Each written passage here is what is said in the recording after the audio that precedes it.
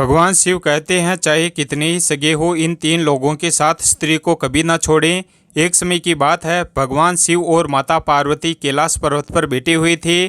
तभी माता पार्वती ने भगवान शिव से पूछा, हे स्वामी, मेरे मन में एक प्रश्न उठ रहा है।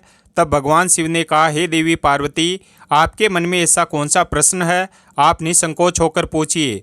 माता पार्वती ने कहा, हे स्वामी, मैं ये जानना चाहती हूँ कि मनुष्य को किन लोगों के साथ अपनी पत्नी को कभी नहीं छोड़ना चाहिए। तब भगवान शिव ने कहा, हे देवी पार्वती, यह एक बहुत ही महत्वपूर्ण प्रश्न है। इसका उत्तर मैं तुम्हें एक कथा के माध्यम से दूंगा। माता पार्वती ने कहा, हे प्रभु, कृपया आप वह कथा सुनाइए। तब भगवान शिव कथा सुनाना आरंभ करते हैं और कहते हैं, एक समय की बात है, एक नगर में एक धनवान व्यापारी रहता था, जिसका घर बहुत ही विशाल और सुंदर था। उसकी पत्नी अत्यंत रूपवती थी। उसकी तुलना में उस नगर में कोई भी अन्य स्त्री उतनी सुंदर नहीं थी। उस व्यापारी की पत्नी ने अपने घर में एक कुत्ते को पाल रखा था। व्यापारी और उसकी पत्नी उस कुत्ते की बहुत देखभाल करते थे और उसे प्रतिदिन भोजन देते थे।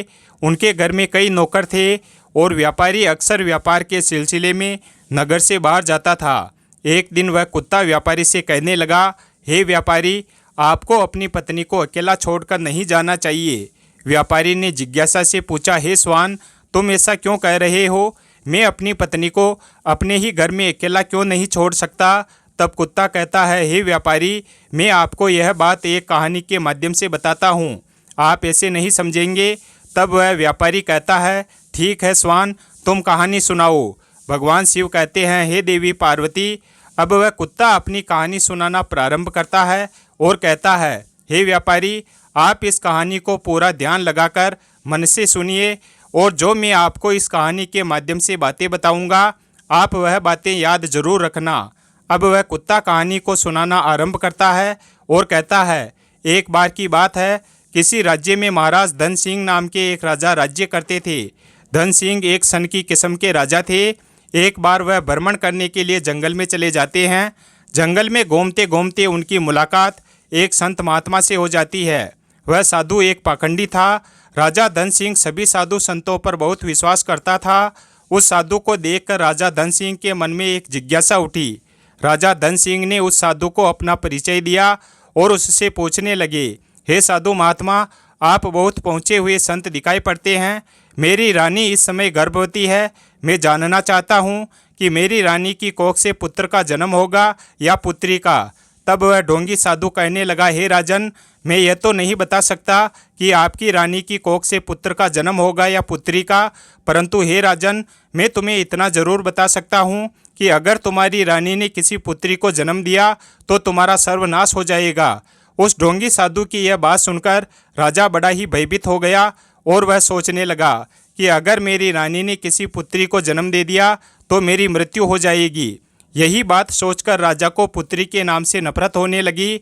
घर आने के बाद राजा ने अपनी रानी से आकर कहा कि हे रानी, भूल से भी हमारे घर में पुत्री का जन्म नहीं होना चाहिए। अगर पुत्री का जन्म होगा तो मैं तुम्हें सैनिकों से कहकर जान से मरवा दूंगा और होने वाली पुत्री को भी मार दूंगा। भगवान शिव माता पार्वती से कहते हैं, हे देवी पार्वती। वह कुत्ता अब आगे कहता है, हे व्यापारी, राजा की यह बात सुनकर वह रानी डर गई, क्योंकि वह जानती थी कि राजा बड़ा ही क्रूर किस्म का राजा है। अगर मेरी कोख से पुत्री का जन्म हुआ तो यह सच में उस पुत्री को मरवा देगा। अब वह रानी रोज भगवान से प्रार्थना करने लगी कि हे परमात्मा, मेरी कोख से पुत्री का जन्म ना हो, नहीं तो राजा उसे जीवित नहीं छोड़ेंगे। भगवान की कृपा से रानी ने सर्वप्रथम एक पुत्र को जन्म दिया, जिसे देखकर रानी और राजा धन सिंह बहुत प्रसन्न हुए। राजा धन सिंह तो इसलिए प्रसन्न हुआ कि अच्छा हुआ उसे पुत्री नहीं हुई। इसके उपरांत रानी इसलिए प्रसन्न हुई कि अगर पुत्री होती तो राजा उसकी हत्या कर देता, जिससे उसके पति को कन्या हत्या का दोष लगता। अब कुछ समय बाद जब रानी ने फिर से गर्भ धारण किया तो उसके बाद बच्चे का जब जन्म होने का समय आया, तब उसी दौरान राजा को किसी जरूरी काम से दूसरे राज्य में जाना पड़ गया और उस राजा को लौटने में कई दिन लगने वाले थे। जाते समय राजा अपनी रानी से कह गया कि यदि तुम्हारे गर्भ से पुत्री का जन्म हो तो उसे सैनिकों से कहकर मरवा देना। मैं अपनी पुत्री का चेहरा नहीं देखना चाहता। इतना कहकर राजा तो चला गया और अब उस राजा को अपने नगर लौटने में कई महीनों का समय लग गया। लेकिन इसी दौरान रानी के द्वारा एक पुत्री का जन्म हुआ। रानी को जिस बात का डर था वही हो गया। बेटी को देखकर रानी घबरा गई। वह सोचने लगी, अब तो राजा के आदेश पर पुत्री की हत्या करनी पड़ेगी, परंतु यह एक निंदनीय काम है। भला मैं इस काम को कैसे करूंगी? मैं एक माँ हूँ। मेरे लिए जितना मेरा बेटा प्यारा है उसी प्रकार उतनी ही मेरी बेटी प्यारी है। अब तो बेटी को देखकर रानी रोने लगी और कहने लगी, हे भगवान, यह आपने क्या किया? मुझे पुत्री क्यों दी? कन्या हत्या का पाप बहुत बड़ा होता है। एक पूत कपूत हो सकता है, परंतु एक माता कुमाता नहीं हो सकती है।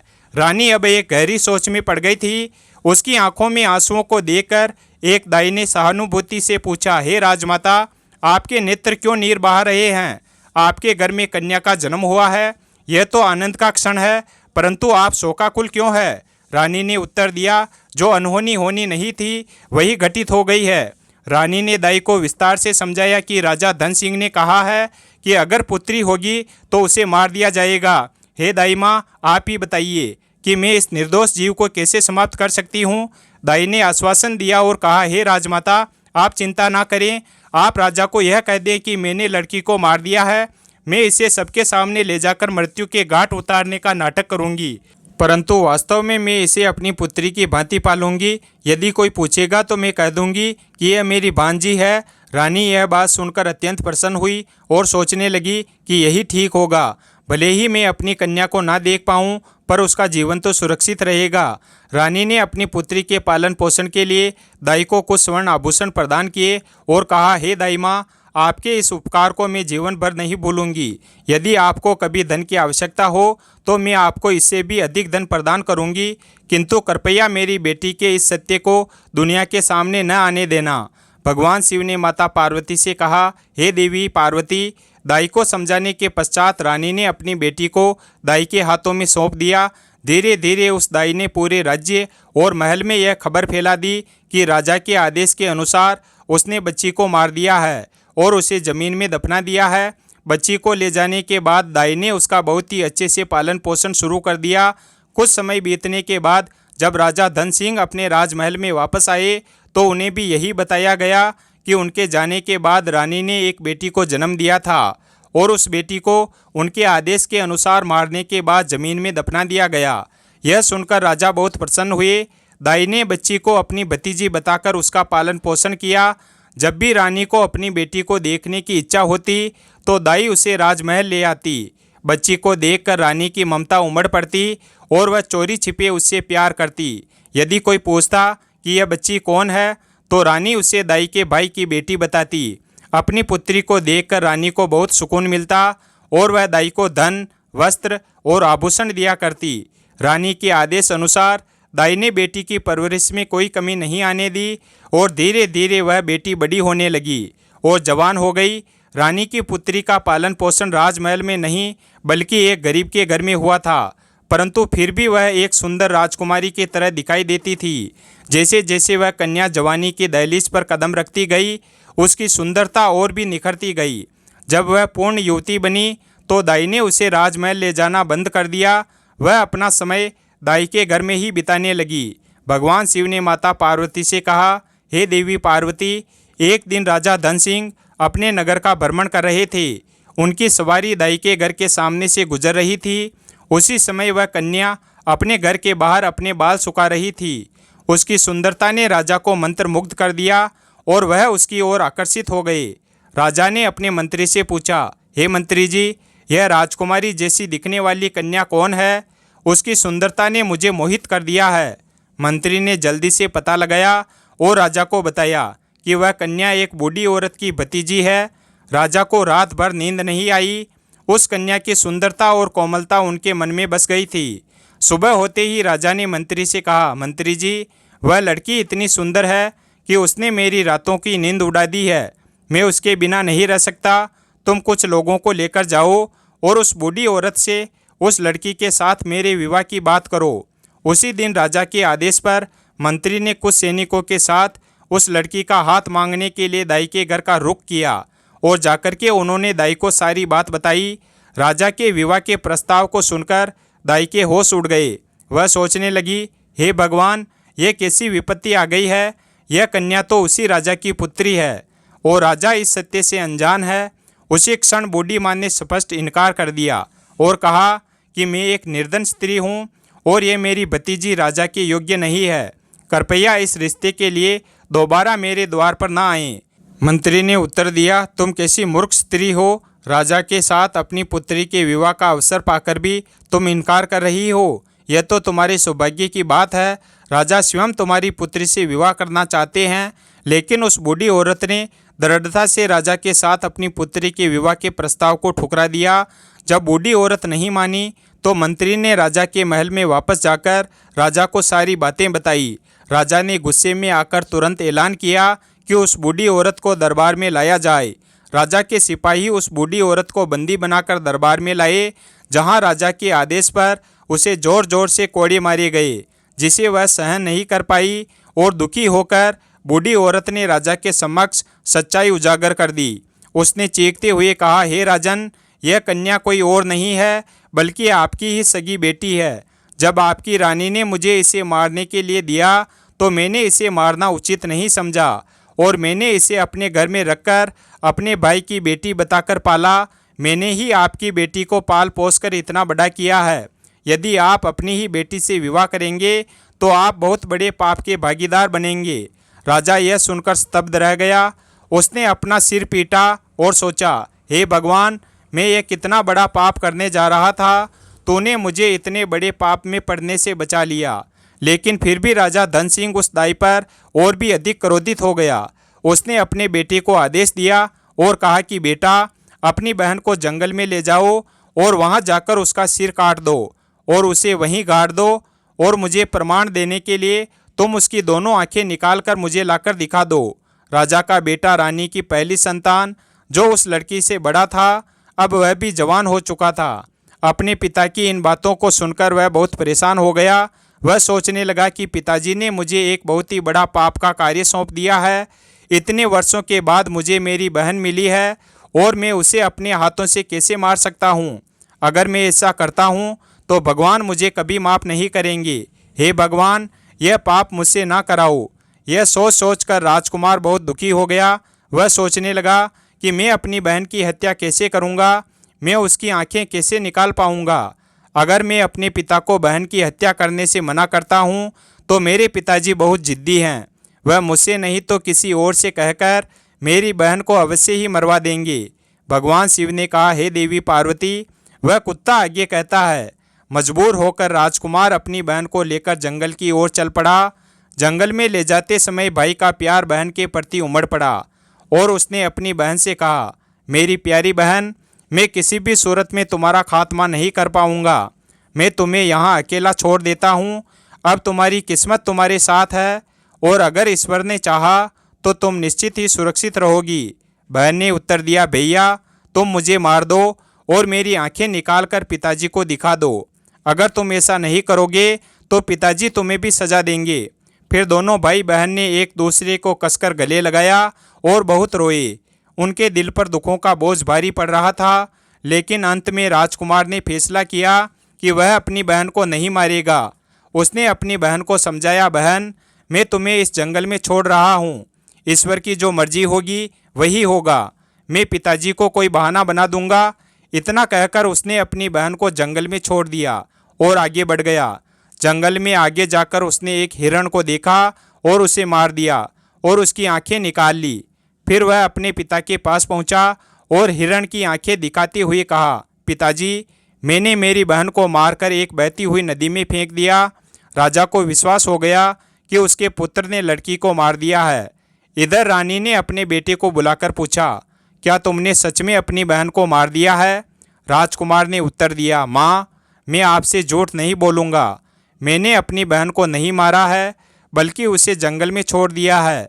यह सुनकर रानी को राहत मिली और वह भगवान का धन्यवाद करने लगी। उसने प्रार्थना की, हे भगवान, आपने मेरे बेटे को सद्बुद्धि दी। मेरी बेटी इस समय जंगल में अकेली भटक रही होगी। हे प्रभु, आप उसकी रक्षा करना और उसे ऐसी जगह पर पनाह देना जहाँ उसके जीवन की नैया पार हो जाए। मैंने जब उसे जन्म दिया है तो वह अपना पूरा जीवन जीकर ही मृत्यु को प्राप्त हो। भगवान शिव ने आगे कहा, हे देवी पार्वती, इधर राजकुमारी ने प्रकृति के उपहार से अपना जीवन यापन किया। वृक्षों के फल और जंगली फूलों को खाकर अपने दिन बिताने लगी थी। उसके वस्त्र फट चुके थे और वह अर्धनग्न अवस्था में जंगल में भटक रही थी। वह घनी झाड़ियों में छिपकर रात बिताती। एक दिन दूसरे राज्य के राजा सुधर्मा शिकार के लिए उसी जंगल में आए। राजकुमारी जब फल तोड़ रही थी तो उसे घोड़ों और तोपों की आवाज़ सुनाई दी। आवाज़ सुनकर वह घनी झाड़ियों में छिप गई।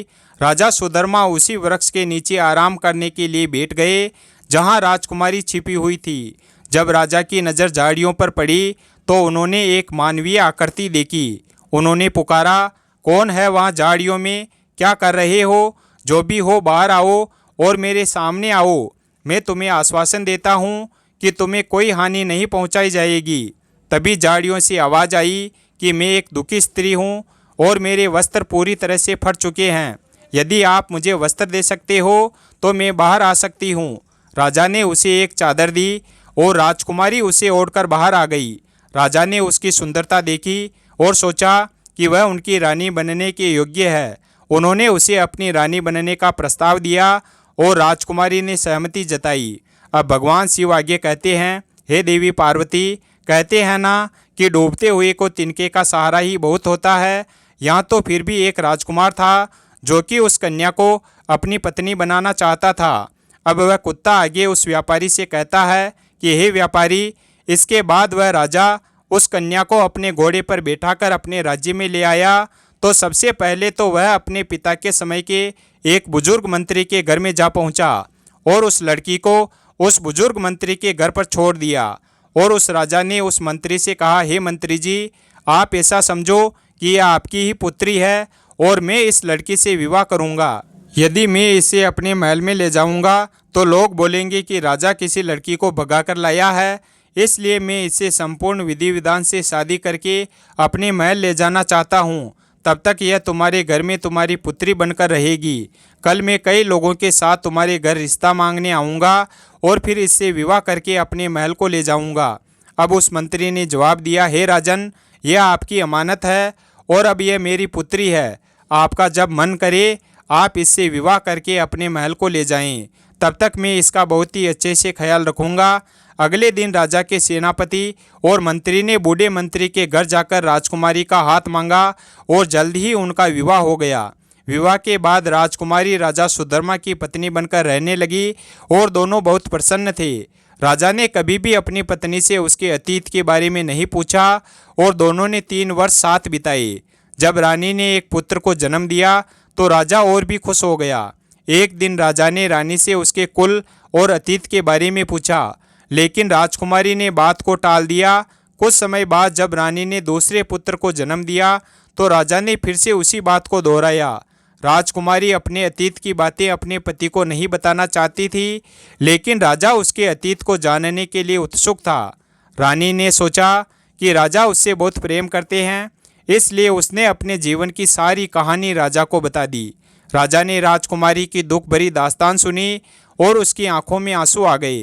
राजा ने रानी से कहा कि वह उसे उसके पिता से मिलाने के लिए ले चलें, लेकिन राजकुमारी ने पहले तो इनकार कर दिया, परंतु राजा के अनुरोध पर रानी अपने पिता से मिलाने के लिए तैयार हो गई।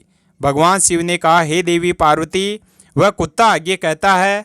अगले दिन राजा सुधर्मा ने राजा धन सिंह के यहाँ जाने का निश्चय किया, लेकिन एक महत्वपूर्ण कार्य के कारण उन्हें दूसरे शहर में जाना पड़ा।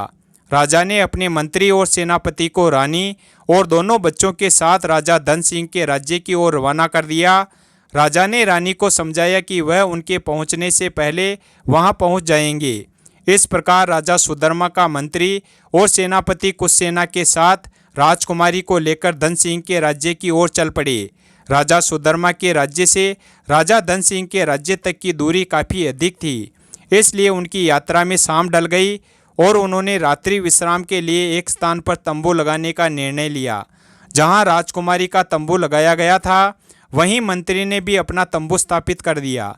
राजकुमारी ने मंत्री से कहा कि वह एक राजा की बेटी और एक यशस्वी राजा की पत्नी है और उसे उचित नहीं लगता कि मंत्री उसके बगल में अपना तंबू लगाए। मंत्री ने उत्तर दिया कि उन्हें राजा के आदेश पर उनकी और उनके बच्चों की देखभाल के लिए भेजा गया है। फिर रात्रि के दूसरे पहर में वह चालाक मंत्री चुपके से राजकुमारी के शिविर में प्रवेश कर गया। जैसे ही मंत्री ने शिविर की दहलीज पार की तो राजकुमारी ने तत्परता से उठकर खुद को संभाल लिया और मंत्री के नापाक इरादों को भांप लिया। उसे यकीन हो गया था कि मंत्री के दिल में कुछ तो काला है। राजकुमारी ने फिर तेज आवाज़ में चेतावनी दी, सावधान, अगर तुमने मुझे हाथ भी लगाया तो इस शिविर से तत्काल निकल जाओ। उसने मंत्री को बार बार शिविर छोड़ने को कहा, परंतु मंत्री ने उसकी एक न सुनी और धीरे धीरे उसकी ओर बढ़ता रहा। राजकुमारी ने फिर कहा, अरे दुष्ट, क्या तुम्हें पता नहीं कि तुम क्या करने जा रहे हो? अगर तुम्हें अपनी भलाई प्यारी है तो अभी इसी वक्त शिविर से बाहर चले जाओ। लेकिन मंत्री ने राजकुमारी की बातों को अनसुना कर दिया। तब राजकुमारी ने अपने बड़े पुत्र को मंत्री के सामने खड़ा किया और भगवान और पुत्र की दुहाई देते हुए मंत्री को कसम दिलाई। परंतु मंत्री के मन में वासना का जहर घुल चुका था और वह वासना की अंधी गलियों में खो चुका था। उसकी आंखों के सामने सिर्फ रानी का हसीन चेहरा था। फिर वह मंत्री आगे बढ़ा और अपनी तलवार निकालकर राजकुमारी के पुत्र का सिर काट दिया। राजकुमारी ने अपने पुत्र की यह दुर्दशा देखकर विलाप किया। उसे समझ आ गया था कि यह दुष्ट मंत्री अब नहीं मानेगा, इसलिए उसने अपनी इज्जत बचाने का निश्चय किया। रानी ने फिर एक चाल चलते हुए कहा कि रुको, मैं अभी आती हूँ, मुझे पेशाब करना है, उसके बाद आप जो चाहे मेरे साथ कर लेना। इतना कहकर वह शिविर से बाहर निकली और जंगल की ओर भाग गई। सुबह तक वह झाड़ियों में छिपी रही और जब सुबह हुई तो वह अपने शिविर में वापस आई। लेकिन वहाँ उसने अपने पुत्र का शव देखा। अपने पुत्र की यह दुर्दशा देखकर रानी का दिल और भी टूट गया। लेकिन वह अब क्या कर सकती थी उस दुष्ट मंत्री के सामने? राजकुमारी असहाय हो गई। भगवान शिव आगे कहते हैं, हे देवी पार्वती, अपने पुत्र की दुखद मृत्यु का शोक मन में छुपाए वह अपने साथियों के साथ आगे बढ़ चली। जब शाम ढली और सभी ने अपने डेरे लगाए, तब राजकुमारी के डेरे के निकट सेनापति ने भी अपना डेरा जमाया। राजकुमारी ने सेनापति को बुलाकर निवेदन किया, हे सेनापति, कृपया अपने डेरे को यहाँ से दूर स्थापित करो। सेनापति ने उत्तर दिया, हे राजकुमारी, राजा ने मुझे आपकी सुरक्षा का उत्तरदायित्व सौंपा है। राजकुमारी ने उसे बार बार मना किया, परंतु सेनापति ने भी मंत्री की भांति उसकी एक न सुनी और अपना डेरा वहीं बनाए रखा। भगवान शिव ने आगे कहा, हे देवी पार्वती, राजकुमारी को फिर से सब कुछ समझ में आ गया था। इस चिंता में वह पूरी रात सो नहीं पाई। आधी रात को वासना से विचलित सेनापति ने राजकुमारी के डेरे में प्रवेश किया। राजकुमारी ने उसे ललकारते हुए कहा, हे सेनापति, क्या तुम नहीं जानते हो कि मैं कौन हूँ? मैं एक राजा की पत्नी और पुत्री हूँ। यह जानते हुए भी तुम मेरे डेरे में क्यों आए हो? अभी तुरंत बाहर निकल जाओ। परंतु वह कुटिल सेनापति हंसते हुए आगे बढ़ा। राजकुमारी के बार बार निवेदन करने के बावजूद भी सेनापति ने उसकी बात नहीं मानी। जब वह राजकुमारी की ओर बढ़ने लगा तो राजकुमारी ने अपने छोटे बेटे को उसके सामने खड़ा किया और कहा, हे दुष्ट, मुझे मेरे बेटी की कसम है, अगर तूने मेरे ऊपर बुरी नज़र डाली तो मैं तेरा सर्वनाश कर दूंगी। सेनापति ने तलवार निकाली और उस छोटे बेटे का सिर काट दिया। राजकुमारी ने कहा, हे सेनापति, थोड़ी देर रुको, मैं अभी आती हूँ, फिर आपका मन जो करे वह कर लेना। इसके बाद वह डेरे से बाहर निकली और जंगल की ओर भाग गई। जब वह रानी थोड़ी दूर गई तो उसे एक गहरी नदी दिखाई दी। राजकुमारी ने मन में दृढ़ निश्चय किया कि अब जब उसकी संतान ही नहीं बची तो वह जीकर क्या करेगी। उसने मरने का निश्चय किया और नदी में कूद पड़ी। परंतु नदी के पानी का बहाव इतना तेज था कि जैसे ही रानी उस नदी में कूदी तो पानी का बहाव उसे एकदम से खींच कर ले गया और जंगल के एक छोर में वह रानी नदी में बहती हुई जा रही थी। नदी में बहते बहते वह जंगल के किनारे जा पहुंची। अब सुबह हो चुकी थी। वहां पर दो सन्यासी उस नदी में अपने गुरु के वस्त्रों को धोने के लिए आए थे। उसी समय उन सन्यासी शिष्यों ने देखा कि कोई औरत उस नदी में बहते हुए उनकी तरफ आ रही है, तो उन दोनों शिष्यों ने रानी को पकड़कर बाहर निकाल लिया। जब रानी को होश आया तो राजकुमारी के पैरों तले जमीन खिसक गई। अब राजकुमारी मन में सोचने लगी कि उस मंत्री और सेनापति से तो मुझे जैसे तैसे छुटकारा मिल गया, लेकिन अब इन सन्यासियों ने मुझे घेर लिया है। जैसे ही सन्यासियों ने उस राजकुमारी को पकड़ा, तब तक वहाँ 4 सन्यासी और आ पहुँचे। अब तो राजकुमारी और भी ज़्यादा डर गई। वह सोचने लगी, अब तो मैं यहाँ पर और भी बड़ी मुसीबत में फंस गई हूँ। उसकी सुंदरता ऐसी थी कि जो भी उसे देखता तो वह मोहित हो जाता। सन्यासी आपस में लड़ने लगे, एक दूसरे को धक्का देते हुए कहने लगे कि राजकुमारी उनकी है।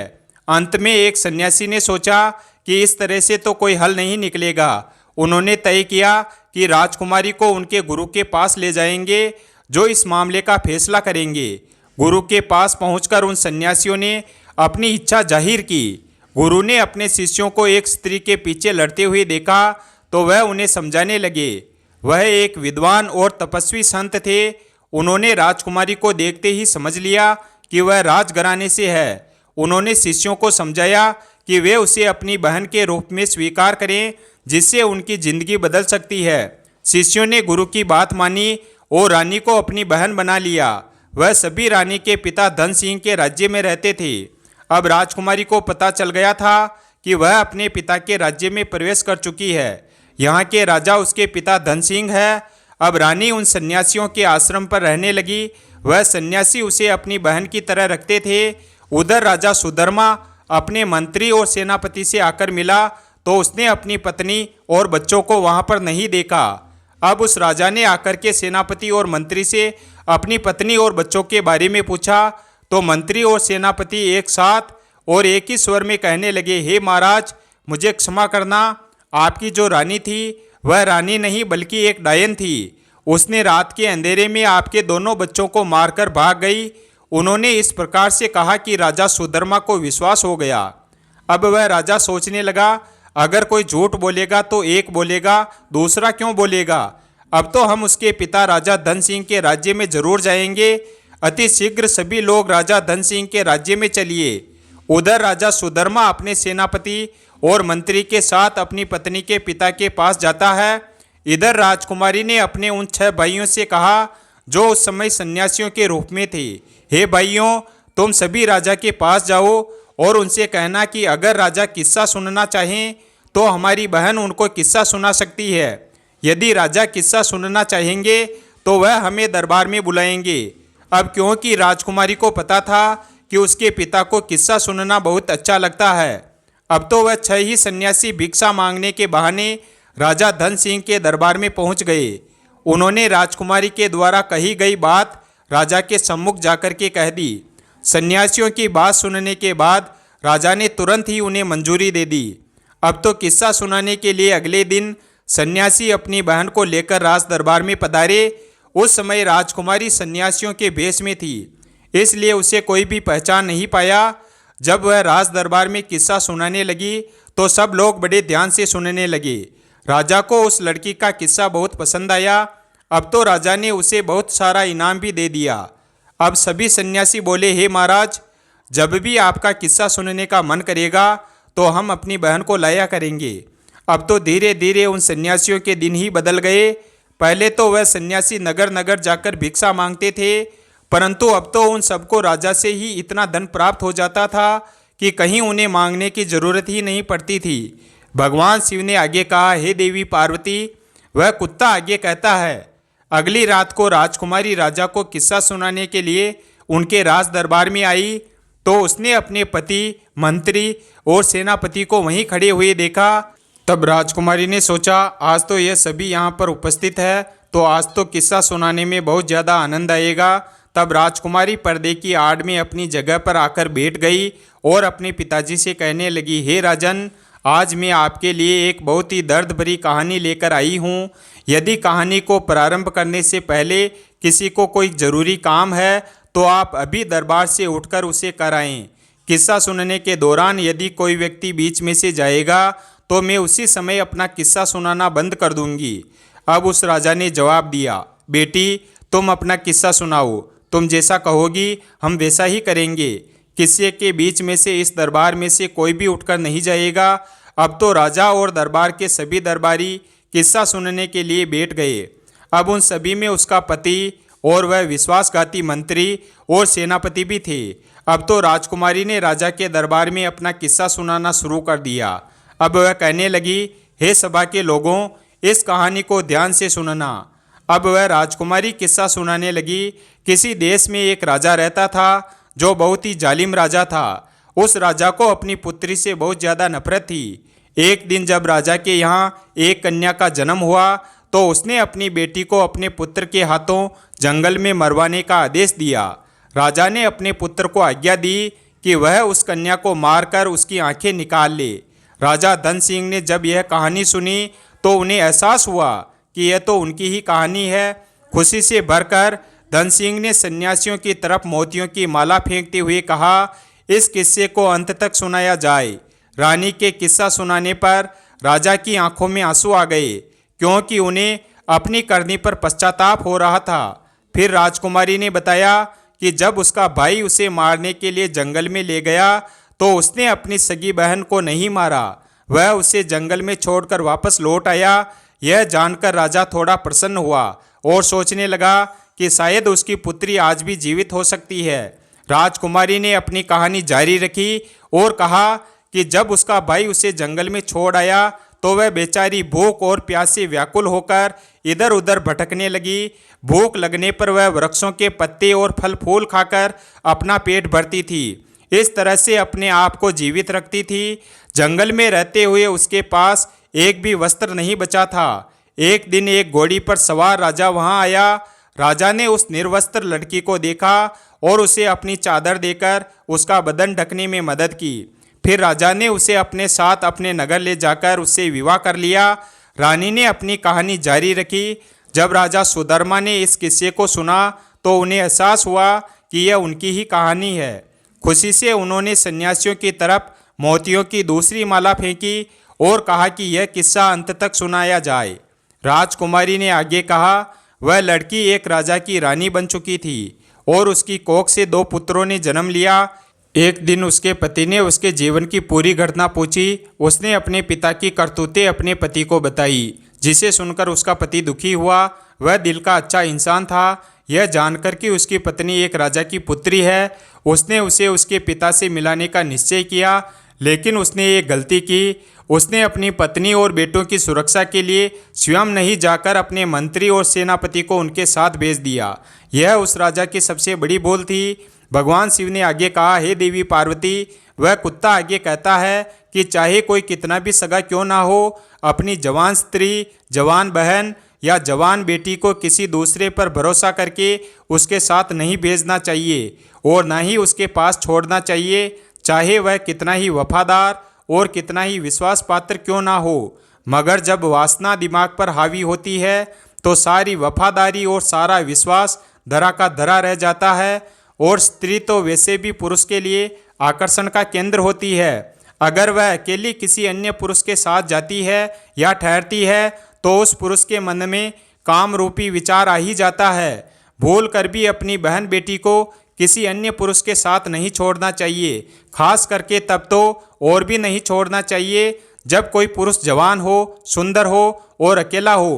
कहते हैं स्त्री धन और विद्या यह जिसके पास रहती है उसी की हो जाती है। राजकुमारी इधर राजा धन सिंह के दरबार में अपना किस्सा सुना रही थी। राजा धन सिंह और राजा सुधर्मा उस किस्से को बड़े ही ध्यान से सुन रहे थे। राजकुमारी आगे कहती है कि उधर उस राजा ने अपनी पत्नी और बच्चों को मंत्री और सेनापति के साथ भेज दिया। सफ़र बहुत लंबा था। चलते चलते जब रास्ते में सूर्यास्त हो गया तो उन्होंने वहीं रुकने का निर्णय लिया। मंत्री ने अपना तंबू रानी के तंबू के समीप लगा दिया। रानी ने इस बात का बहुत विरोध किया, पर वह मानने को तैयार नहीं हुआ। फिर रात्रि के समय में मंत्री ने उस राजकुमारी के साथ दुष्कर्म करने की कोशिश की, परंतु राजकुमारी ने हर बार निवेदन किया कि उसे छोड़ दें, लेकिन उस दुष्ट मंत्री ने एक न सुनी। उसने राजा के बेटे का भी सिर काट दिया। इसके बाद रानी ने अपने धर्म की रक्षा के लिए मंत्री से बहाना बनाकर जंगल में भाग गई। रात भर उसने जंगल में गुजारी और अपने पतिव्रत धर्म की रक्षा की।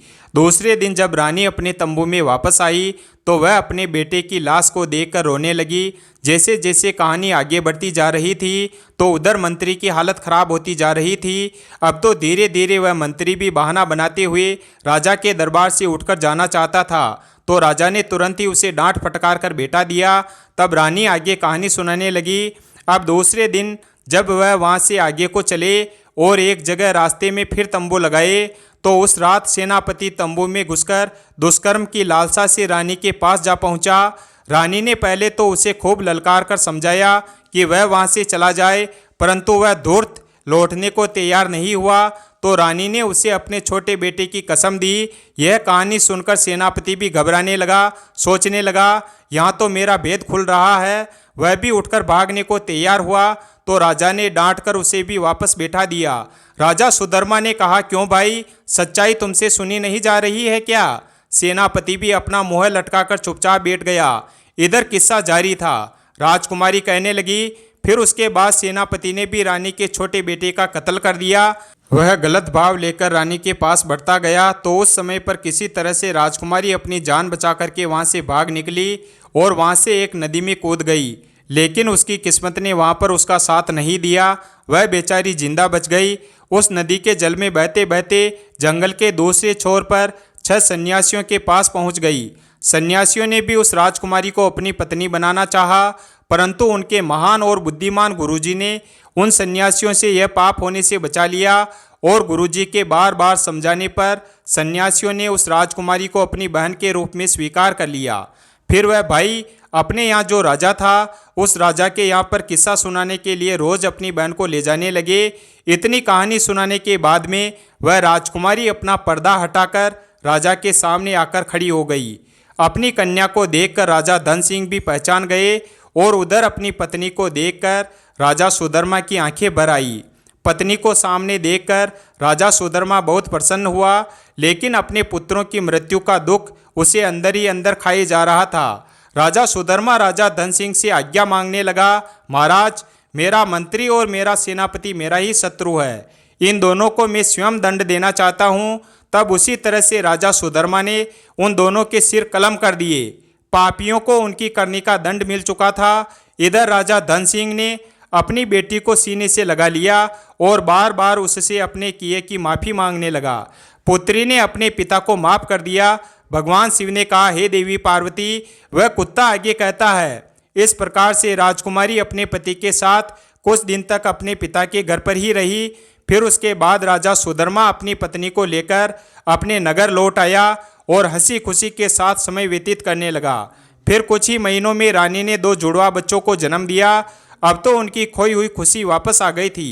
अब भगवान शिव कहते हैं, हे देवी पार्वती, इस प्रकार से उस कुत्ते ने उस व्यापारी को समझाया कि कैसे लोगों के पास अपनी पत्नी को नहीं छोड़ना चाहिए। अब माता पार्वती को भी उनके प्रश्न का उत्तर मिल गया। कहते हैं कि अगर भगवान किसी के पक्ष में होता है तो कोई भी उसका बाल भी बांका नहीं कर सकता। चाहे कोई कितना भी प्रयास कर ले, कोई उसे मार नहीं सकता। मृत्यु, जीवन, मरण, यह सब विधाता के हाथ में होता है। इंसान के हाथ में कुछ नहीं होता है। वीडियो अगर पसंद आया हो तो वीडियो को लाइक और हमारे चैनल शिव भक्त को सब्सक्राइब करें और अपने दोस्तों के साथ शेयर करें। धन्यवाद। और कमेंट बॉक्स में हर हर महादेव अवश्य लिखें।